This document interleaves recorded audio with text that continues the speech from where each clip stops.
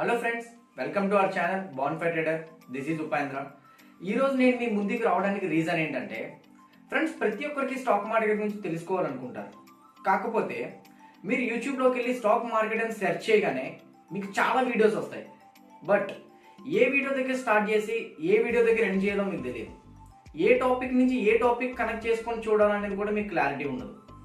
అలా అర్థం కాకపోవడం వల్ల ఎన్ని వీడియోస్ యూట్యూబ్లో ఉన్నా సరే స్టాక్ మార్కెట్ అంటే ఏంటో కూడా స్టిల్ చాలా మందికి డైలమాలో ఉన్నారు తెలుసుకోవడానికి. సో అలాంటి కన్ఫ్యూజన్ ఏమీ లేకుండా స్టాక్ మార్కెట్ గురించి సింపుల్గా మీకు చిన్న చిన్న టాపిక్స్లో కంప్లీట్గా స్టాక్ మార్కెట్ అంటే ఏంటో చెప్పడానికి నేను ఈ రోజు నుంచి మీకు ఈ వీడియో స్టార్ట్ చేస్తున్నాను. యాక్చువల్గా ఈరోజు మనం డిస్కస్ చేస్తున్న టాపిక్ ఏంటంటే what is stock market, why does a company enter in stock market. అసలు స్టాక్ మార్కెట్ అంటే ఏంటి, స్టాక్ మార్కెటింగ్లోకి ఒక కంపెనీ ఎలా ఎంటర్ అవుతుంది, ఆ రెండు టాపిక్స్ ఈరోజు మనం డిస్కస్ చేద్దాం. బట్ టాపిక్ డిస్కస్ చేసే ముందు మన ఛానల్కి సబ్స్క్రైబ్ చేసుకోవడం మర్చిపోవద్దు. కింద సబ్స్క్రైబ్ బటన్ ఉంటుంది. సో ఏ అప్డేట్ వచ్చినా సరే ఫస్ట్ మీకే ఆ వీడియో వస్తుంది. సో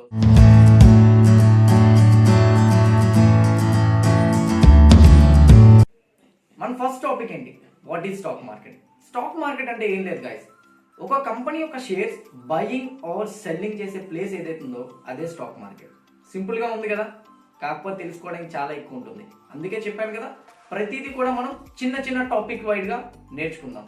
సో ఫస్ట్ టాపిక్ ఏంటి, మనకి ఒక కంపెనీ స్టాక్ మార్కెటింగ్లోకి ఎందుకు వస్తుంది. అసలు బేసికల్గా కంపెనీ స్టాక్ మార్కెటింగ్లో ఎందుకు వస్తుందో డిస్కస్ చేసే ముందు అసలు మన ఇండియాలో ఎన్ని టైప్ ఆఫ్ కంపెనీస్ ఉన్నాయో డిస్కస్ చేసుకుందాం. మన ఇండియాలో 2 టైప్ ఆఫ్ కంపెనీస్ ఉన్నాయి. ఒకటి private limited company and 2 public limited company. Private limited company అంటే ఇద్దరు ఒక పర్సన్ లేకపోతే ఇద్దరు లేకపోతే ఒక certain number of people run చేసేది ఏదైతుందో అదే ప్రైవేట్ లిమిటెడ్ కంపెనీ. అంటే ఫర్ ఎగ్జాంపుల్ నేను మీకు చెప్తాను.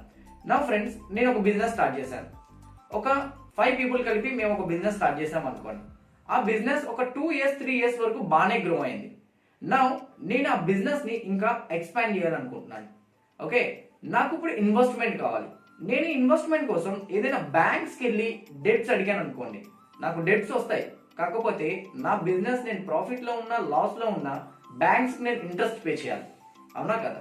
అదే నేను నా ఫ్రెండ్స్ దగ్గర ఎవరి దగ్గర నేను డెట్స్ తీసుకున్నాను అనుకోండి, వాళ్ళ దగ్గర తీసుకున్నా నేను అదే చేయాలి. మంత్లీ ఇంట్రెస్ట్ పే చేసుకోవాలి. బిజినెస్ రన్ అయినా సరే, బిజినెస్ రన్ అవ్వకపోయినా సరే. బట్ ఇలా కాకుండా ఇంకో వేలో కూడా మనం కంపెనీని డెవలప్ చేసుకోవడానికి ఇన్వెస్ట్మెంట్ని రేస్ చేసుకోవచ్చు. అదే public limited company. Public limited company వల్ల అడ్వాంటేజ్ ఏంటంటే, నేను పబ్లిక్ దగ్గరికి వెళ్తున్నాను, నా కంపెనీ గురించి ఎవ్రీథింగ్ చెప్తున్నాను. ఓకే, నేను 2 to 3 ఇయర్స్ నుంచి మేము బిజినెస్ చేస్తున్నాం, మా బిజినెస్ ప్రాఫిట్స్లో ఉంది, ఎవ్రీథింగ్ బాగానే రన్ అవుతుంది.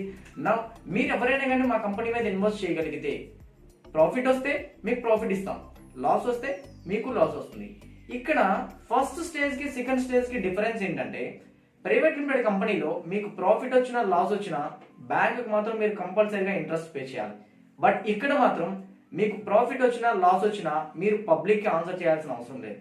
పబ్లిక్ వాళ్ళ ఇష్ట ప్రకారంగా పెట్టుకుంటున్నారు కాబట్టి సో మీరు మాత్రం ఎవరికి ఆన్సర్ చేయాల్సిన అవసరం లేదు.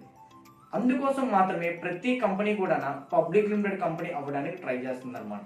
అయితే ఇక్కడ అడ్వాంటేజ్ ఏంటి, డిసడ్వాంటేజ్ ఏంటి. ప్రైవేట్ లిమిటెడ్ కంపెనీకి అయితే మీ కంపెనీ యొక్క లేబిలిటీస్ కానీ అసెట్స్ కానీ మీ కంపెనీ దేని గురించి అయినా కానీ ఎవరికి చెప్పక్కర్లేదు. కానీ వన్స్ మీరు పబ్లిక్ లిమిటెడ్ కంపెనీ అయ్యింది అంటే మీ కంపెనీలో ఏ డెసిషన్ తీసుకున్నా సరే మీ కంపెనీ మీద ఇన్వెస్ట్ చేసే పీపుల్కి అది మీరు తెలియజేయాలి.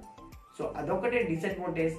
సో ఇలా ఒక ప్రైవేట్ లిమిటెడ్ కంపెనీ వచ్చేసరికి పబ్లిక్ లిమిటెడ్ కంపెనీ అవ్వడం కోసం డిసైడ్ అవుతారు. ఓకే, ఇది ఒకటే రీజన్ ఒక private limited company public limited company అవ్వడానికి. So this is the first topic guys. So ఈ టాపిక్ తర్వాత ఒక పబ్లిక్ లిమిటెడ్ కంపెనీ ఎలా అవుతుంది అనేది నెక్స్ట్ టాపిక్లో మనం డిస్కస్ చేద్దాం. సో ఇప్పటితో ఈ వీడియో నేను ఎండ్ చేస్తున్నాను. బట్ నెక్స్ట్ టాపిక్ కూడా మీకు ఈ టాపిక్ అర్థం అవ్వాలి అనుకుంటే కింద సబ్స్క్రైబ్ బటన్ ఉంటుంది గైస్, మన ఛానల్ సబ్స్క్రైబ్ చేసుకోండి. దాని పక్కన బెల్ ఐకాన్ కూడా ఉంటుంది, వెంటనే మీకు నోటిఫికేషన్ రావడానికి. మిస్ అవ్వద్దు గైస్. Bye bye.